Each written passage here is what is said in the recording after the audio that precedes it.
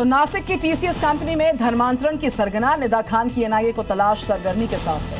निदा खान 14 अप्रैल से पति के घर से गायब चल रही है। वो कहां पर गई है, किसके साथ गई है, किसी को कुछ नहीं मालूम। निदा खान को लेकर टीसीएस कंपनी ने एक बयान जारी किया और परिवार भी उसे निर्दोष बता रहा। ये रिपोर्ट देखिए।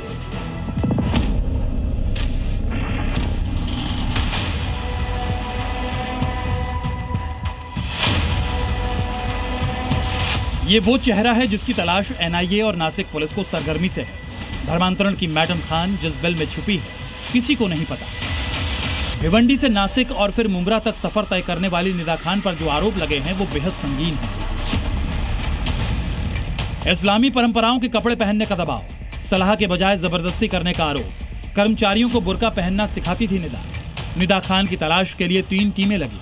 आरोपी निदा खान की तलाश अभी भी जारी।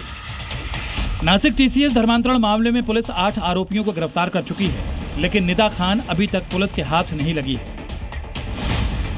निदा खान, दानिश शेख, तौसीफ अत्तार, रजा मेमन, शाहरुख कुरैशी, शाफी शेख, आसिफ अंसारी।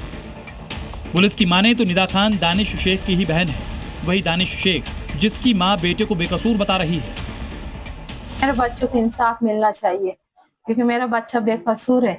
क्योंकि बच्चों ने बस नॉर्मली बात करे, बाकी ऐसा कुछ गलत हरकत नहीं करे बच्चों ने। तो धर्म परिवर्तन हमारे इसमें ऐसा रहता क्या भाई, मौलाना लगते हमारे इस्लाम में आने के वास्ते, और मौलाना लगते, 2 गवाह लगते, वो लोग यानी हमारे मुसलमान बनाते।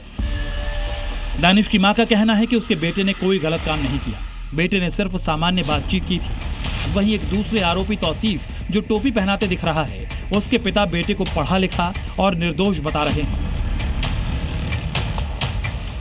तो जो भी चल रहा है ये सब गलत है। इसमें मेरे बच्चे का और भी सभी बच्चों का इसमें कोई दोष नहीं, कोई कसूर नहीं।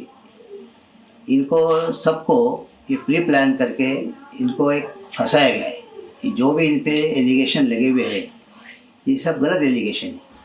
कोई न कोई जो है जो इनको फंसाया है। ये तो बजरंग दल है, वो लड़की के माँ बाप है, उन्होंने बजरंग दल वालों को बुलाया, उन्होंने उनकी लड़की को मार दिया।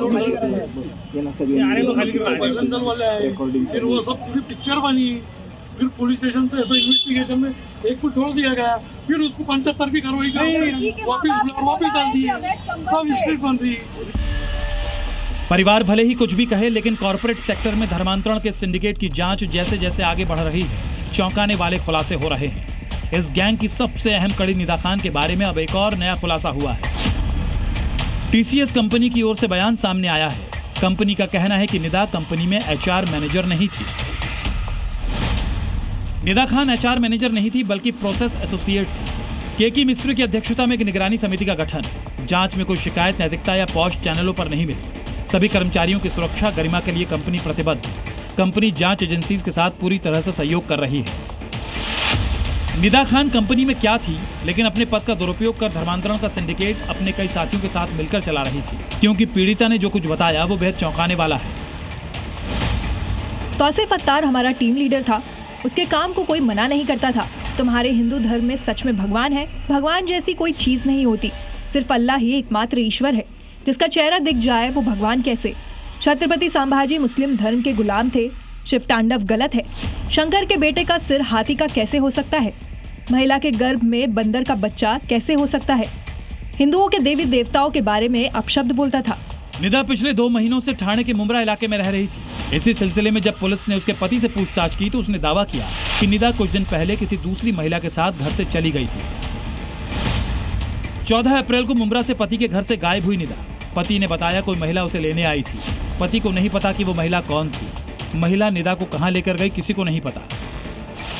एसआईटी सूत्रों के मुताबिक निदा खान 14 अप्रैल से गायब है। निदा की तलाश में पुलिस लगातार छापेमारी कर रही है, लेकिन उस तक पहुंचने में कामयाबी नहीं मिली। एनआईए को उम्मीद है कि निदा के गिरफ्त में आने के बाद कॉर्पोरेट सेक्टर में धर्मांतरण के इस रैकेट से और भी कई अहम खुलासे हो सकते हैं। ब्यूरो रिपोर्ट, जी मीडिया।